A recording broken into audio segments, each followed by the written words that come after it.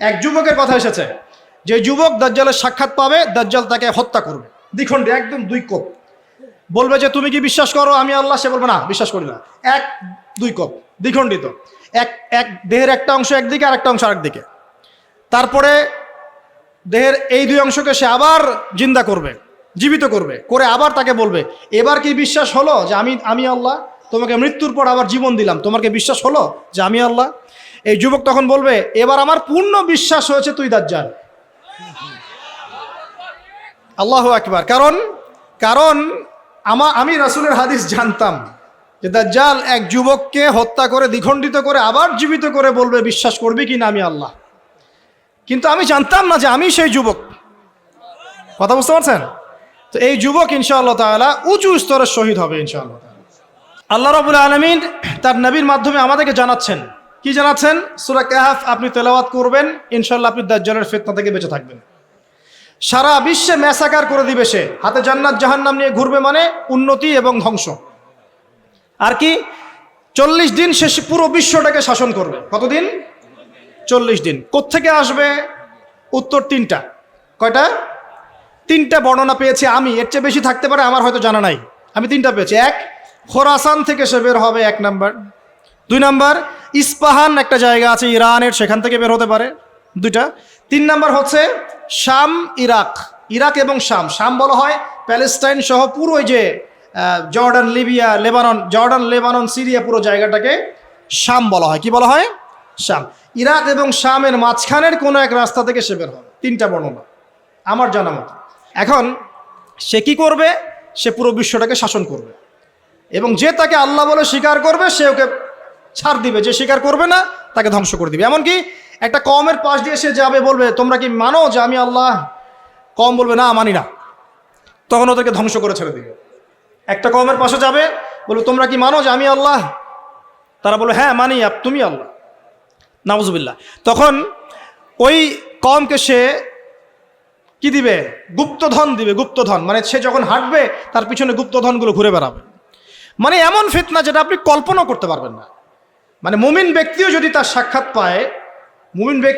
সাক্ষাৎ পায় সেও বিভ্রান্ত হয়ে যেতে পারে।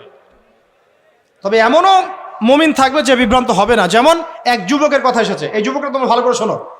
এক যুবকের কথা এসেছে, যে যুবক দাজ্জালের সাক্ষাৎ পাবে, দাজ্জাল তাকে হত্যা করবে দ্বিখণ্ডে, একদম দুই কোপ। বলবে যে তুমি কি বিশ্বাস করো আমি আল্লাহ? সে বলবে না, বিশ্বাস করি না। এক দুই কোপ, দ্বিখণ্ডিত। এক দেহের একটা অংশ একদিকে আর একটা অংশ আরেকদিকে।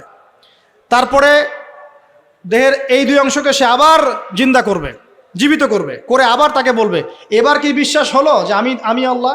তোমাকে মৃত্যুর পর আবার জীবন দিলাম, তোমার কি বিশ্বাস হলো যে আমি আল্লাহ? এই যুবক তখন বলবে এবার আমার পূর্ণ বিশ্বাস হয়েছে তুই দাজ্জাল। আল্লাহু আকবার। কারণ আমি রাসূলের হাদিস জানতাম যে দাজ্জাল এক যুবককে হত্যা করে দ্বিখণ্ডিত করে আবার জীবিত করে বলবে বিশ্বাস করবি কি না আমি আল্লাহ। কিন্তু আমি জানতাম না যে আমি সেই যুবক। কথা বুঝতে পারছেন? তো এই যুবক ইনশাআল্লাহ তাআলা উঁচু স্তরের শহীদ হবে ইনশাআল্লাহ। তো যুবকদের জন্য আদর্শ আছে। দেখুন, দাজ্জালকে যারা ফলো করবে সে প্রোগ্রেস, ফলো করবে না ধ্বংস। সে বিশ্ব শাসন করবে। প্রশ্ন এখন একটা, সে কি একা একা বিশ্ব শাসন করবে? মানে একা কি করা যায়? কে তার অনুসারী হবে? কারা হবে অনুসারী? নবী সাল্লাল্লাহু আলাইহি ওয়াসাল্লাম স্পষ্ট বলছেন, ইস্পাহানের 70,000 অনুসরণ করবে। কত হাজার? এবং তার লাস্ট ফলোয়ার সম্পর্কে বলা আছে এক শ্রেণীর মহিলা যাদেরকে ঘরে রাখা যাবে না। তো সেই আদর্শ এখন ছড়িয়ে পড়েছে না? ফেমিনিস্ট রেভলিউশন ছড়িয়ে পড়েছে না? আপনি কি আপনার বোনকে ঘরে রাখতে পারছেন? আপনার স্ত্রী কি ঘরে থাকতে চায়? কেউ চায় না এখন, সবাই বাঁধন ছিন্ন করে বেরিয়ে যেতে চায়। আচ্ছা, আমি আসছি ওদের জায়গায়, শেষ করার আগে অবশ্যই তাদের জায়গায় আসবো ইনশাআল্লাহ। আসুন, কে ফলো করবে? যারা জালেম। যারা কি? জালেমরা। এখন একটু লক্ষ্য করেন ওয়ার্ল্ডের দিকে তাকিয়ে, যে একটা বিশ্বকে শাসন করতে হলে আপনার বিশ্বের সব বড় বড় ডিপার্টমেন্টগুলোকে শাসন করতে হয় না? শ্রীলঙ্কা নাম শুনেছেন তো? শ্রীলঙ্কা কি বিশ্বের অর্থনীতিকে শাসন করতে পারবে? মালদ্বীপ পারবে? পাকিস্তান, নামটা যদিও পাকিস্তান কিন্তু ওখানে অনেক নাপাকি আছে। কথা বুঝতে পারছেন? অনেক নাপাকি আছে। উত্তর কোরিয়া সে কি পারবে? আপনাকে যদি ইকোনমিক্যালি সারা ওয়ার্ল্ডকে রুল করতে হয় তাহলে সারা বিশ্বের অর্থনীতি আপনার নখদর্পণে থাকতে হবে। সেটা কি মুসলিমদের আছে? কাদের হাতে এগুলো এখন? কাদের হাতে এগুলো এখন? বুঝে নেন। তাহলে ওয়ার্ল্ডকে রুল করতে হলে ইকোনমি ডমিনেন্ট করতে হবে। আপনি এটার ক্ষমতা আমাদের কাছে নাই, ওদের কাছে আছে। মিডিয়া নিয়ন্ত্রণ করতে হবে না ওয়ার্ল্ডকে রুল করতে হলে? ওয়ার্ল্ডকে রুল করতে হলে মিডিয়া লাগবে কি না? তাদের হাতে। ফাইন্যান্স রুল করতে হবে কি না? লাগবে, এটা ওদের হাতে। পলিটিক্যাল অ্যাফেয়ার্স রুল করতে হবে কি না? হবে। মিলিটারি সেকশন রুল করতে হবে কি না? হবে। অস্ত্রশস্ত্র এগুলো তাদের সবচেয়ে সেরা অস্ত্রগুলো লাগবে কি না? মনে করেন আমার কাছে আছে পারমাণবিক অস্ত্র, আপনার কাছে আছে ওই যে রাইফেল, আমি কি আপনাকে ভয় করব? হ্যাঁ, আপনার কাছে যদি পারমাণবিক অস্ত্র থাকে, আমার কাছে না থাকে, আমি ভয় করতে পারি আপনার, তাই না? এখন এই মেজর ডিপার্টমেন্টগুলো কি তারা রুল করছে কি করছে না? করছে কি করছে না? আচ্ছা, যারা মসিহুদ দাজ্জালকে ফলো করবে তারা ওয়ার্ল্ডে আজকে এত শক্তিশালী হয়ে গেছে। তারা কি এত শক্তিশালী ছিল কখনো? উত্তর না। কখন হয়েছে? বিগত 100 বছরে। কত বছরে? প্রায় বিগত 100 বছরে। এখন আপনাকে বাঁচাবে কে তাদের থেকে? রাসূলুল্লাহ সাল্লাল্লাহু আলাইহি ওয়াসাল্লাম বলছে কোন সূরা বাঁচাবে? সূরা কাহফ। প্রথমে সূরা কাহফ থেকে একটা ছোট্ট অংশ বলি, তারপর আমি শেষের দিকে যাচ্ছি। এই অংশটা মনোযোগ দিয়ে শোনেন। এই সূরার মধ্যে 4টা ঘটনা আছে। কয়টা ঘটনা? একটা আসহাবুল কাহফের ঘটনা, 2 নাম্বার 2 বন্ধুর ঘটনা। এক বন্ধু খুব বস্তুবাদী, আর এক বন্ধু হচ্ছে দরিদ্র মুমিন। 3 নাম্বার হচ্ছে যুলকারনাইন বাদশাহ বা নবী, অনেকে অনেক কথা বলেন, আলাইহিস সালাম, তার ঘটনা। 4 নাম্বার হচ্ছে মূসা এবং খিদর আলাইহিস সালাম, তাদের ঘটনা। এছাড়াও এই সূরার মধ্যে ইয়াজুজ আর মাজুজের কথাও আছে। একটা ঘটনা আপনাকে দেখতে হবে আগে। একটু বিশৃঙ্খলা করবেন না প্লিজ, বসেন। আমরা বেশি লম্বা করব না আলোচনা, একটু বসেন। কোন ঘটনা? যদি কোনো প্রশ্ন থাকে আপনাদের চিরকুটে লিখবেন, লিখে ভলেন্টিয়ারের কাছে দিবেন। আমরা শেষে যদি সময় পাই দেওয়ার চেষ্টা করবো ইনশাআল্লাহ। একটা ঘটনা, মূসা আলাইহিস সালাম দাঁড়িয়ে লেকচার দিচ্ছেন, জনগণ শুনছেন। একজন দাঁড়িয়ে বললেন, নবী মূসা আপনি অত্যন্ত চমৎকার আলোচনা করেছেন, আপনার চেয়ে কোনো জ্ঞানী মানুষ কি পৃথিবীতে আছে? নবী মূসা বলছেন না। আল্লাহ পাক ধরলেন, না তোমার চেয়েও জ্ঞানী মানুষ আছে। মূসা আলাইহিস সালাম বলছেন, কে সেই মানুষ? আমি তার সাথে সাক্ষাৎ করতে চাই। আল্লাহ পাক বললেন, তুমি 2 সাগরের মিলনস্থলে তাকে পাবে। তিনি চলে গেলেন, গিয়ে দেখলেন হ্যাঁ সেখানে একজন মানুষ আছেন, তার নাম খিদর। কি নাম? নবী মূসা বললেন, হাল আত্তাবিউকা আলা আন তুআল্লিমানি মিম্মা উল্লিমতা রুশদা। হে খিদর, আমি কি আপনার অনুসরণ করতে পারি এই শর্তে যে আপনি আমাকে জ্ঞান শিক্ষা দিবেন যা আল্লাহ আপনাকে শিখিয়েছেন? খিদর বলছেন, ইন্নাকা লান তাস্তাতিআ মাইয়া সাবরা, তুমি আমার সাথে ধৈর্য ধরতে পারবে না। আগেই বলে দিলেন, এত দূরদর্শিতা, আগেই বলে দিলেন ধৈর্য তুমি ধরতে পারবে না। কথা বুঝতে পারছেন? মূসা আলাইহিস সালাম বলছেন, না ইনশাআল্লাহ আমি ধৈর্য ধরবো। আচ্ছা ঠিক আছে, চলো আমার সাথে। তারা চললেন। সামনে নৌকা, নদী পার হলেন। নদী পার হওয়ার আগেই নৌকা ফুটা করে দিলেন। একটা মাঝি, পদ্মা নদীর মাঝি, আমাকে যদি ফ্রি নৌকা পার করে দেয় আর আমি তার নৌকাটা ফুটা করে দেই, অন্যায় না? খিদর আলাইহিস সালাম এটা করলেন। মূসা আলাইহিস সালাম বলছে, এটা কি করলেন আপনি? অন্যায় করলেন। খিদর বললেন, আমি বলি নাই আপনি প্রশ্ন করবেন না, আপনি ধৈর্য ধরতে পারবেন না। ঠিক আছে, ভুল হয়ে গেছে, চলেন সামনে। আবার যাচ্ছেন, একটা বাচ্চা, ছোট বাচ্চা ডেকে নিলেন, হত্যা করে ফেললেন। এটা কি করলেন? নিষ্পাপ বাচ্চাকে হত্যা করলেন। আমি কি বলি নাই তুমি সবর করতে পারবে না? তিনি বলছেন, হ্যাঁ ঠিক আছে, আরেকবার প্রশ্ন করলে আমাকে আর সাথে নিয়েন না, চলেন। এবার সামনে গিয়ে একটা দেয়াল পড়ে আছে, একটা গ্রামে গেলেন। গ্রামে গিয়ে বললেন, নাস্তা পানি কিছু হবে কিনা, সৌজন্যমূলক। কেউ কোনো নাস্তা পানি দিল না, কোনো সৌজন্যমূলক আচরণই করলো না। ও যে বাসায় মেহমান আসলে বলে না, খেয়ে আসছেন না গিয়ে খাবেন, ওই টাইপের ছিল আর কি।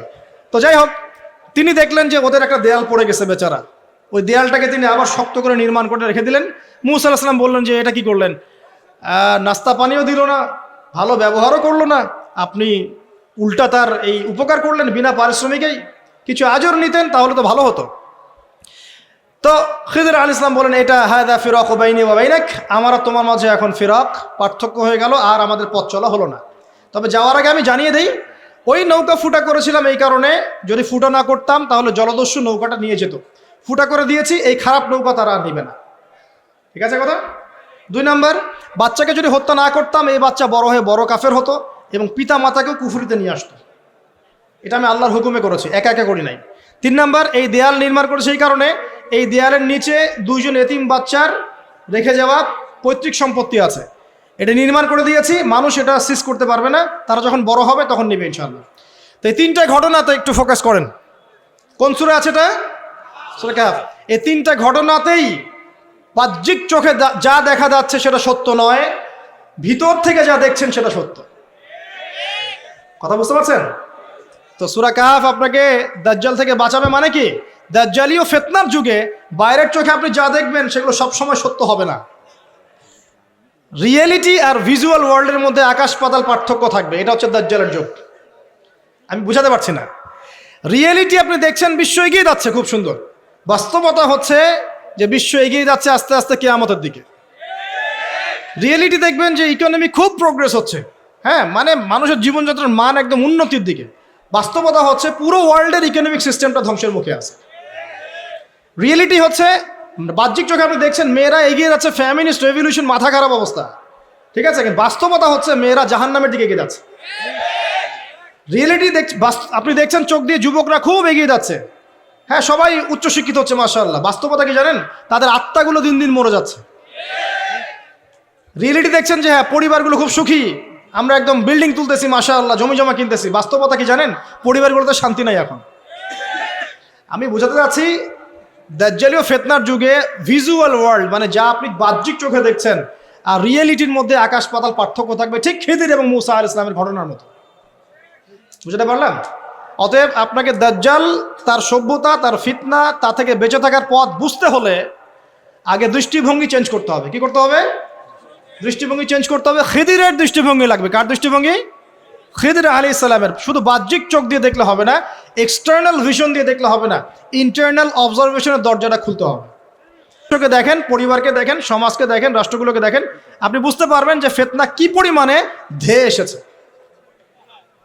এটাই নবী সাল্লাল্লাহু আলাইহি ওয়াসাল্লাম বলছিলেন, তোমাদের পরে এমন একটা যুগ আসছে, জামানা সবরিন, এমন জামানা, কঠিন সবরের জামানা, লিল মুতামাসসিকি ফি, সেখানে যদি এই নবী সাল্লাল্লাহু আলাইহি ওয়াসাল্লামের সুন্নত কেউ ধরে রাখতে পারে, আজরুনা 50 শাহীদা মিনকুম, তোমাদের মধ্যে 50 জন শহীদ সাহাবীর নেকি পাবে ইনশাআল্লাহ। এটা সেই জামানা নয়? ভালো করে খিদিরের চোখ দিয়ে দেখেন, খিদির আলাইহিস সালামকে শুধু বাইরের চোখ দিয়ে দেখেছিলেন না আল্লাহ পাকের মারফত দিয়ে দেখেছেন? আল্লাহ পাকের নূর দিয়ে দেখেন নাই? মূসা আলাইহিস সালাম নবী হয়েও বুঝতে পারছেন না কেন এটা করেছেন, কেন বাচ্চা হত্যা করছেন, কেন নৌকা ফুটা করলেন, কেন আপনি দেয়াল নির্মাণ করছেন, কিন্তু খিদির আলাইহিস সালাম আল্লাহ পাকের নূর দিয়ে দেখছেন, তিনি বুঝতে পারছেন দূরে কি হতে যাচ্ছে। তো সবাই কি খিদির হতে পারবে? খিদির হতে না পারলে কি আপনি ঘ্রাণ পাবেন? আপনি সেটা দেখতে পারবেন না যা যা খিদির দেখছেন, আপনি সেটা শুনতে পারবেন না যা খিদির শুনেছেন। আপনি যদি খিদির আলাইহিস সালামের মতো হতে পারেন, আপনি এমন কিছু উপলব্ধি করবেন যেটা সবাই পারছে না। এখন শেষ করার আগে বলে দেই যে আমাদেরকে এই দৃষ্টিভঙ্গি অর্জন করে কোন কোন কাজগুলো বেশি বেশি করতে হবে। 1 নম্বরে বলে দেই দৃষ্টিভঙ্গি অর্জন করবেন কিভাবে, একটু মনোযোগ দেন। আমাদের এই দৃষ্টিভঙ্গি অর্জন করতে হলে প্রথমে লাগবে ভাই 5 ওয়াক্ত নামাজ। কি লাগবে? 1। 2 নম্বর লাগবে নবী সাল্লাল্লাহু আলাইহি ওয়াসাল্লামের সুন্নত। কি লাগবে? সুন্নত। 3 নম্বর লাগবে বেশি বেশি নফল আমল, বেশি বেশি নফল আমল, স্পেশালি তাহাজ্জুদ। স্পেশালি কি? তাহাজ্জুদ। 4 নম্বর বেশি বেশি কোরআন তেলাওয়াত লাগবে। কি লাগবে?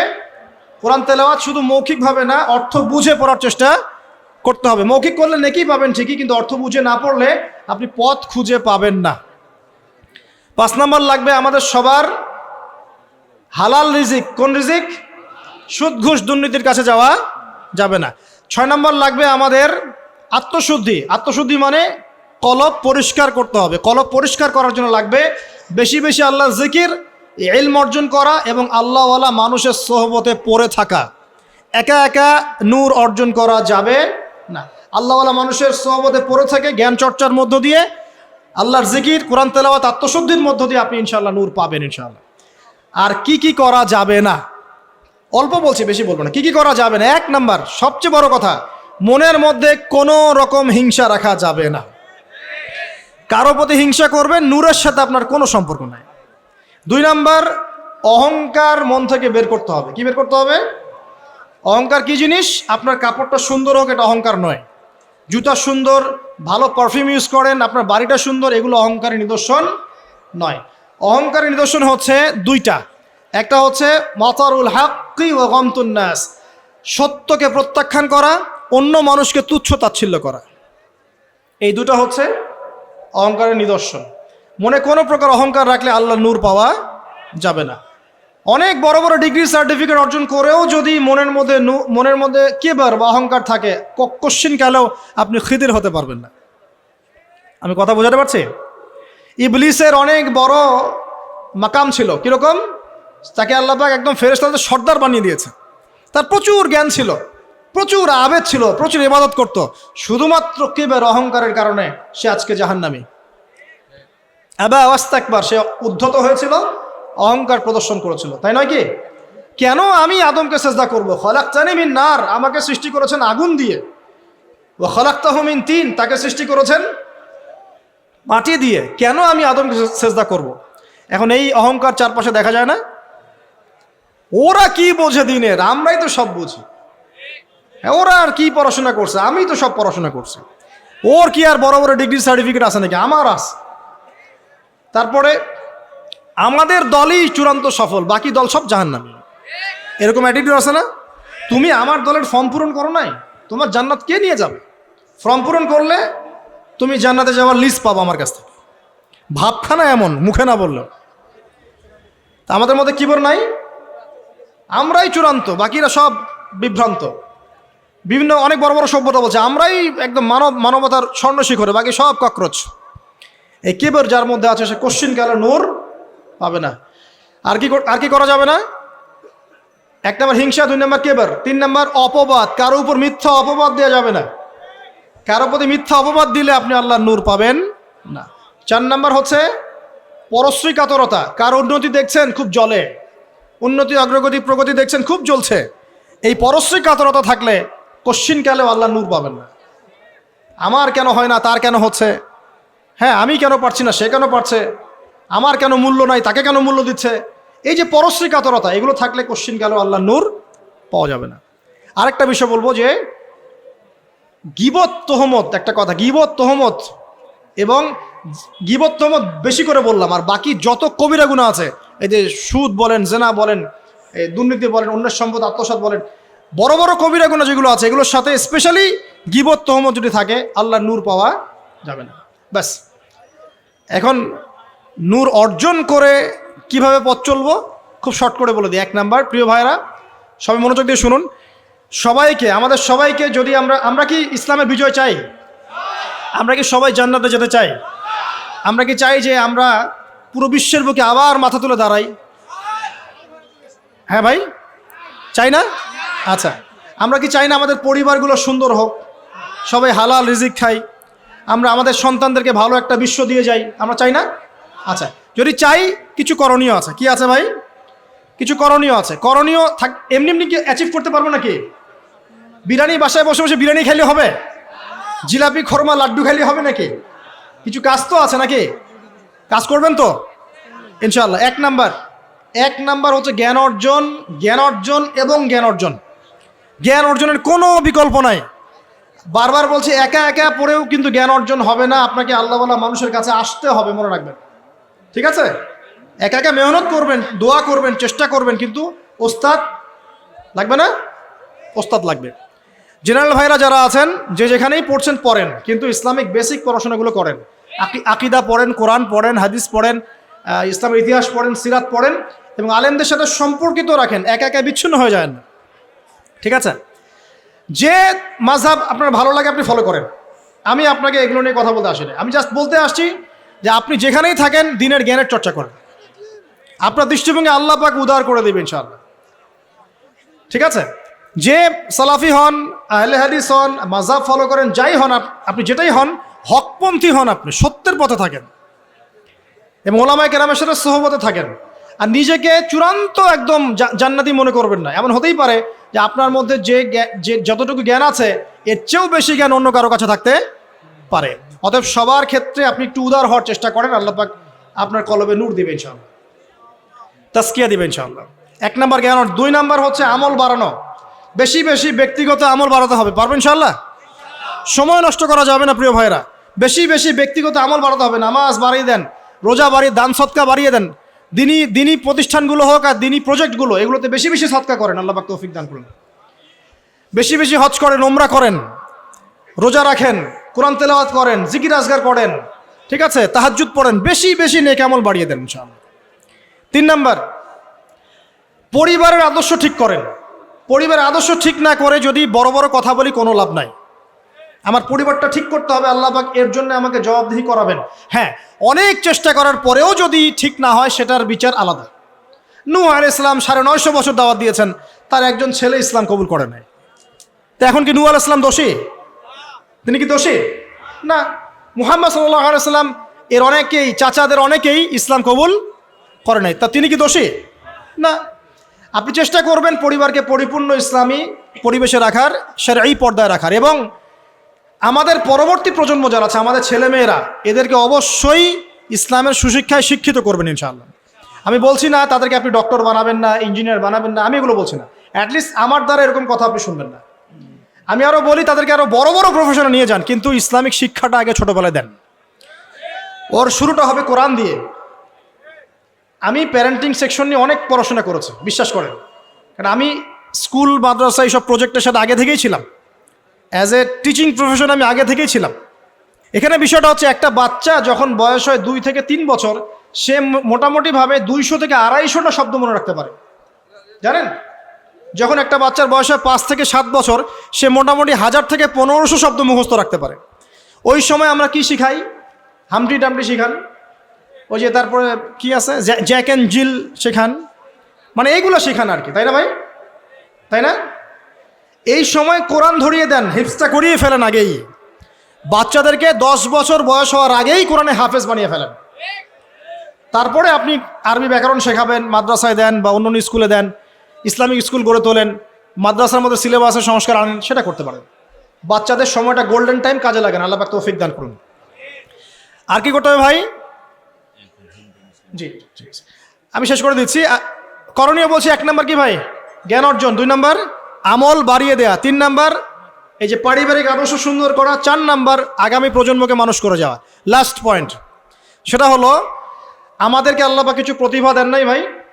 কেউ হয়তো ভালো লিখতে পারে, কেউ ভালো ভালো বলতে পারে, কেউ হয়তো ভালো অ্যাসোসিয়েট করতে পারে, কেউ মসজিদ ভালো বোঝে, মাদ্রাসা ভালো বোঝে। এক এক মানুষকে আল্লাহ পাক এক একটা পটেনশিয়াল দিয়েছেন।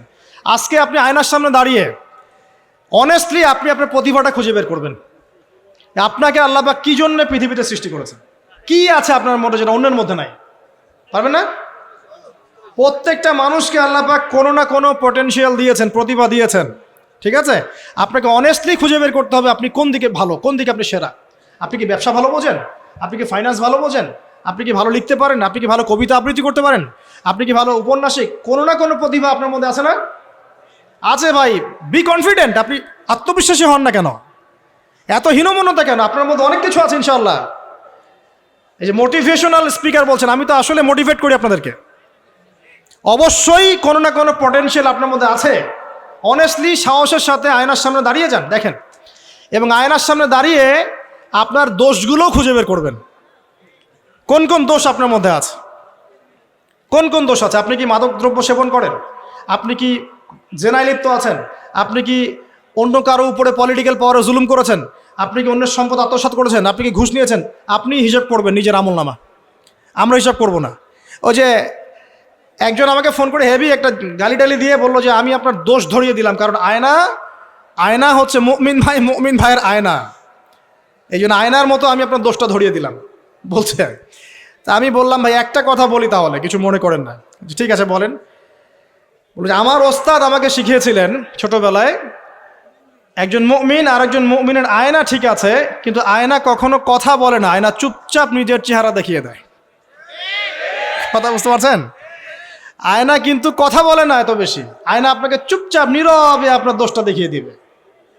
আপনার এখানে কেটে গেছে, আয়নার সামনে দাঁড়ালেন, ও শেভ করার কাটার কথা বলছি না, আবার শেভ করতে যায় না, আবার গাল কেটে গেছে, আয়নার সামনে দাঁড়ালেন, আয়না কি বলবে এই তোমার গাল কাটা?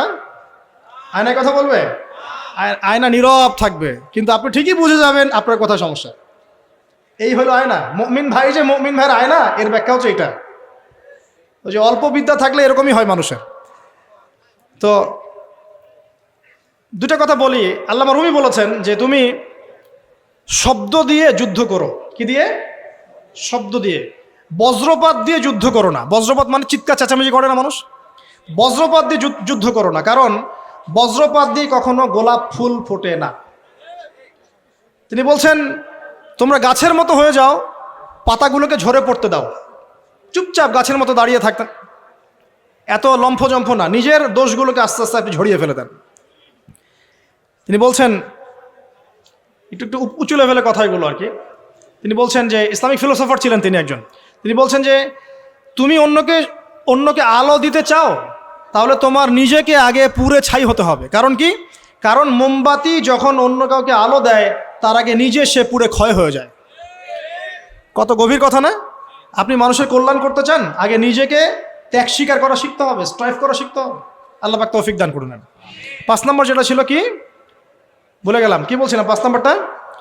হ্যাঁ, আমাদের যতটুকু প্রতিভা আছে এই প্রতিভাটাকে দিয়ে ইসলামের খেদমতে কিছু না কিছু করতে হবে। কিচ্ছু পারেন না, একটা এতিমখানা করেন, বিধবা নারীদের জন্য কিছু করেন, একটা বৃদ্ধাশ্রম করেন, একটা মসজিদ করেন, একটা মাদ্রাসা করেন, একটা সামাজিক সংগঠন করেন, মানবতামূলক কাজ, সেবামূলক কাজ হবে, সোশ্যাল কাজ করেন, যা পারেন ভাই দিনের জন্য কল্যাণ করা হয় সেটাই করেন ইনশাআল্লাহ।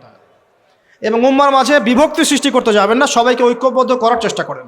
আর যারা বিভক্তি সৃষ্টি করছে এবং ভেতরে ঢুকে ইসলামের ক্ষতি করছে, এদেরকে খুব খিদিরের মতো দৃষ্টি নিয়ে দেখবেন, এদেরকে টোটালি সমাজ থেকে বয়কট করে দেবেন ইনশাআল্লাহ। আমরা থাকি বা না থাকি, নসিহতগুলো থাকবে ইনশাআল্লাহ, এবং এইভাবেই ইনশাআল্লাহ তাআলা প্রজন্মের পর প্রজন্ম এগিয়ে যাবে ইনশাআল্লাহ আযজা ওয়া জাল্লা। আল্লাহ রাব্বুল আলামিন আমাদের সবাইকে জ্ঞান অর্জন করার তৌফিক দান করুন। খিদিরের মতো আলাইহিস সালাম দূরদৃষ্টি সম্পন্ন মানুষ হওয়ার তৌফিক দান করুন। আল্লাহ পাক আমাদেরকে জগৎ সম্পর্কে সচেতন থাকার তৌফিক দান করুন। আল্লাহ পাক আমাদের সবাইকে আদর্শ পরিবার করে দিন, বেশি বেশি নেক আমল করার তৌফিক দান করুন, নবীর সুন্নত বাস্তবায়ন করার তৌফিক দান করুন। আমাদের ছেলে মেয়েদেরকে আল্লাহ পাক মুসলিমের মতো মুসলিম রূপে মানুষ করার তৌফিক দান করুন। আমাদের ভেতর বাইরের সমস্ত শত্রু থেকে আল্লাহ পাক উম্মাহকে পবিত্র করুন। আল্লাহ রাব্বুল আলামিন আমাদের সবাইকে ঐক্যবদ্ধ হওয়ার তৌফিক দান করুন, এবং আমাদের প্রতিভাগুলোকে ইসলামের কল্যাণে কাজে লাগানোর তৌফিক আল্লাহ পাক দান করুন। আমিন। أقول قولي هذا أستغفر لي ولكم ولسائر المسلمين. بارك الله لنا ولكم بالآية الحكيم إنه تعالى جواد كريم والرؤوف رحيم.